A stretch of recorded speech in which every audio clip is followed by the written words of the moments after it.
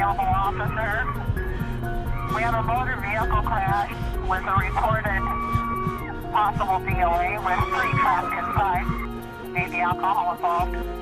Each year, Millions of lives Each year, millions of lives. are dramatically changed. because somebody makes the choice. Makes the choice Because someone makes a choice. to drive under the influence. Every senseless death or injury is preventable. It's preventable. Is preventable. Their choice not only affects them, but everyone around them. like a chain reaction. The domino effect occurs. The domino effect occurs.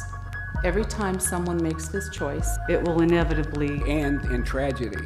It's about time for change. And it's about time for change. For change. For change.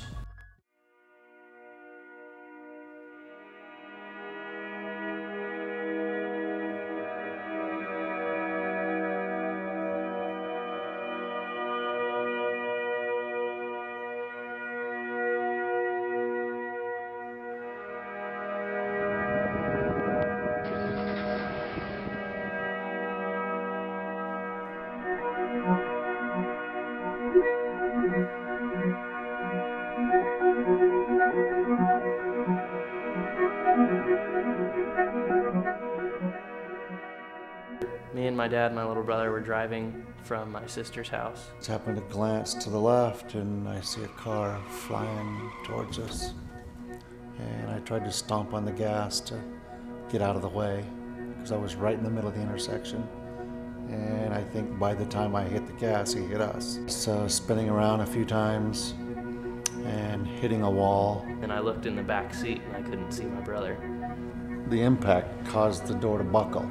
And the door was open about that wide and I thought he was... The only thing I could think of was Daniel's outside somewhere. My face got broken like a broken windshield. Like one of those spider webs. That's what my face looks like, the bones.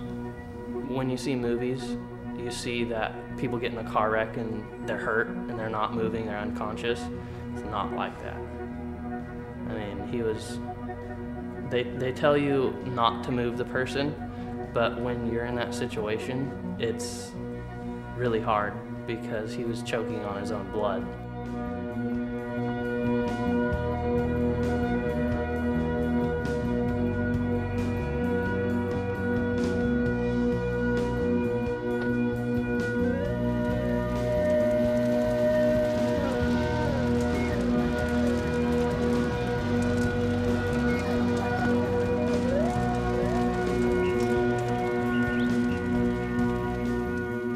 Well, on 2 a.m. on a Monday morning, July 25th, 2005, the doorbell woke me up. And that was the beginning of an event that wasn't a bad dream. It really happened to us. And he told me I had to get out of bed, that we had to talk. So we sat down on the couch and he told me that there'd been an accident, that my mom, Steve, Tiffany, and Jesse had all died. They told us that 4 people had been killed and the car burned up and they're all burnt beyond recognition. We were all just crying, and it was just like the worst feeling you could ever imagine. It's like you lost a big chunk of your family like that. Basically, I slept for a few hours and then I wanted to go to the house. And we walked through the house and I saw my sister's room and I saw my mom's room and I saw the empty house and just sat down and cried.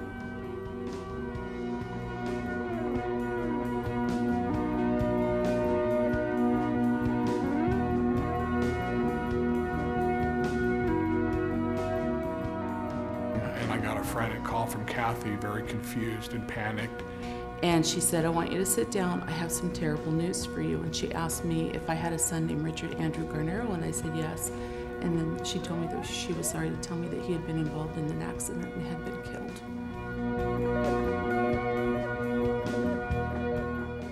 On any given day, you may see something that an average citizen would never see in their lifetime. That's one of the drawbacks of the job is you see things that you really no one should ever have to see. I don't want to say you get used to it. I guess you learn how to deal with it as best you can, but I don't think it ever really gets easy.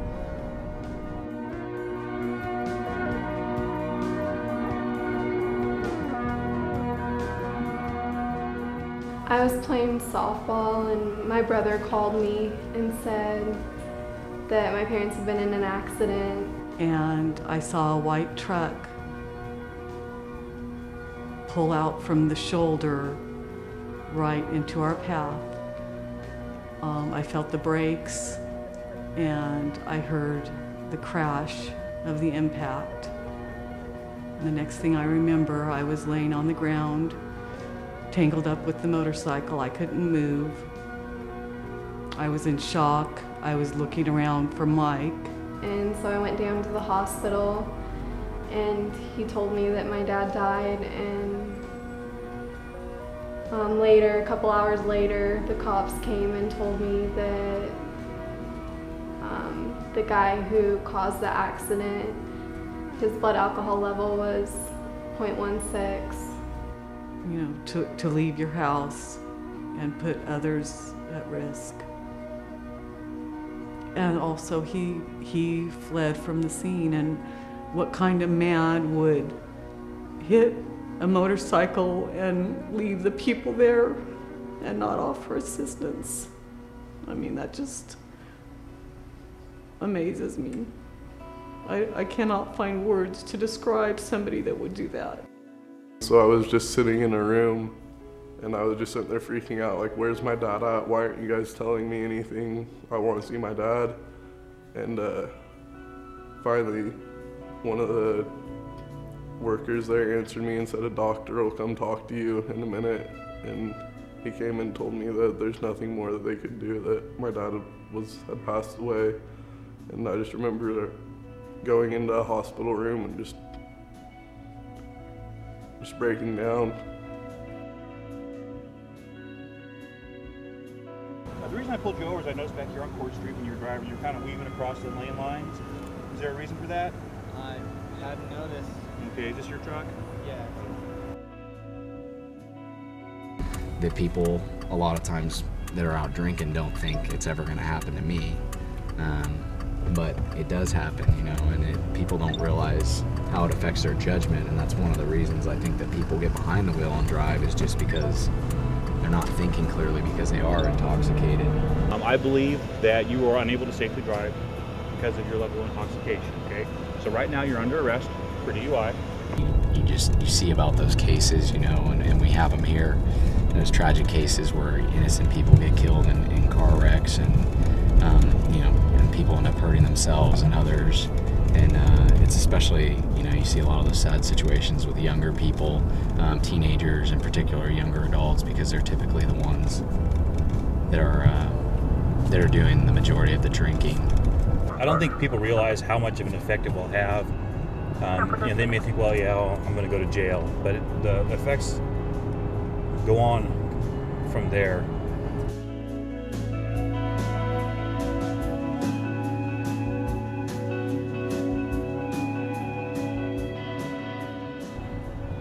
You just don't know. You may, you know, think, I can make it home. I'm not that bad. I'm not that far away.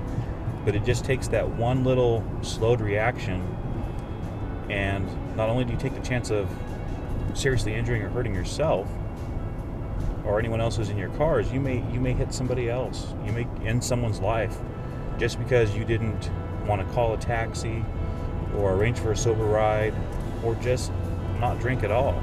It's about making smart decisions when you're getting behind the wheel. You're driving a deadly weapon.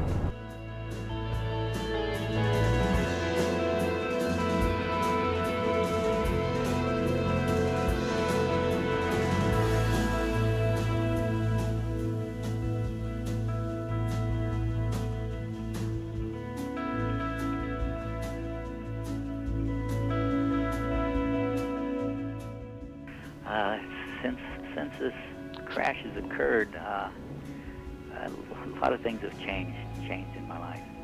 You know, I had 2 previous DUIs, and before then, I really felt that you know, I wasn't hurting anybody. I was just out there living my life like a lot of other people. You know, but now as I look back, I realize that, you know, our choices do affect a lot of people, not only our families, our own families, but you know, it can affect other people's. You know, I've affected the loss of other people's, family and affected their situations also. If I thought in my wildest dreams that I'd ever taken somebody's life, from drinking alcohol, I think it would make a big difference in my life. But it has to. A lot of this stuff has to start when you're younger, though. The truth about what the consequences are, what really you have to look forward to. Well, I can't change, what I've done. For the last year and a half, I've had horrible, horrible nightmares where I'm either in the car with Ricky and I wake up just before impact. I'm looking for him. Sometimes he's in the same dream with me, but he's not looking at me. He's not talking to me. Panic attacks, depression, those are some of the things that family members go through. That it's just horrific. It changes your life forever. And you have many days where you wake up and you think, my God, do I have to go through a whole nother day without my son? I am in pain every day, some days better than others. I walk with a limp, and I probably will for the rest of my life. The longer I'm on my feet, the more apparent it becomes. My pain is in my hip and my knee. I have to take anxiety medication. I can't sleep many nights because I can't get the night of this out of my head.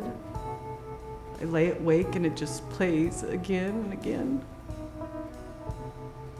The drunk driver's insurance, or he himself, has not paid a penny towards what has happened. It's changed so much. I would always go to him for advice and help, and it's like to not have him there anymore. It changes everything. I miss all of them. I miss going to the lake with them and holidays, being with them. It's just, when we have a holiday, it's always like someone's missing. It's a big void. Well, I don't have my twin sister anymore, which is pretty difficult because we had a lot of birthdays together, and my 50th birthday's coming up and she's not gonna be here for it, and it's gonna be hard. There's been a lot of changes. I moved back for a while, tried to live here for a while, then I moved away again. Home doesn't seem to be anywhere anymore. When I need help, I can't call my mom anymore. I can't talk to my mom. I can't go, hey mom, my daughter, she slipped and fell and hit her head, what should I do? I can't call my sister and be like, hey, let's go to the mall, let's go to the lake, let's go swimming. I drive past the house almost every day. And every time I drive past that house, it's just empty and vacant. Mental pictures. I still see my little brother lying there. It's the worst thing I've ever seen. My little brother, he doesn't have 2 front teeth. They're gone, and that was his adult teeth. I have pibs everywhere sometimes. The guy that hit us, even though it was his 3rd offense, he has 27 years to life. I broke the tips of my left forefinger and middle finger, which still give me a lot of problems. I missed about a month or so worth of work, a month and a half, I think, which would have paid a lot of bills. And my son missed a couple of months of school because of his injuries. His face being broken, he had traumatic brain injury. It's just a shame that one person decided to do something that he knew was wrong, but he did it anyway, and it affected a lot of people. Yeah. The consequences could be great, like what has happened to our whole family, and you need to think about what you're doing. Your mistakes shouldn't affect other people. Putting an innocent person's life at risk is honestly one of the most selfish things you could do, and that's exactly what you're doing when you're choosing to just drive drunk. It wasn't an accident. He ran 2 or 3 stoplights that were red. So obviously it was not technically directed on purpose, but it wasn't an accident. If it was an accident, he would have stopped, saw that the light was red. Because of one person's decision to drink and drive, life as I knew it has been changed. He made a choice to drink and drive, and he took all my choices away. I've been sentenced to life. I've been sentenced to a life without my husband and without my best friend. And it's about time for change. You know, you don't necessarily have to be the person behind the wheel making that choice. You know, it affects innocent people too, innocent bystanders. These types of tragedies doesn't know any boundaries. You know, everybody's vulnerable for it. And it's about time for change. It's about time for change. And it's about time for change. For a change. For change.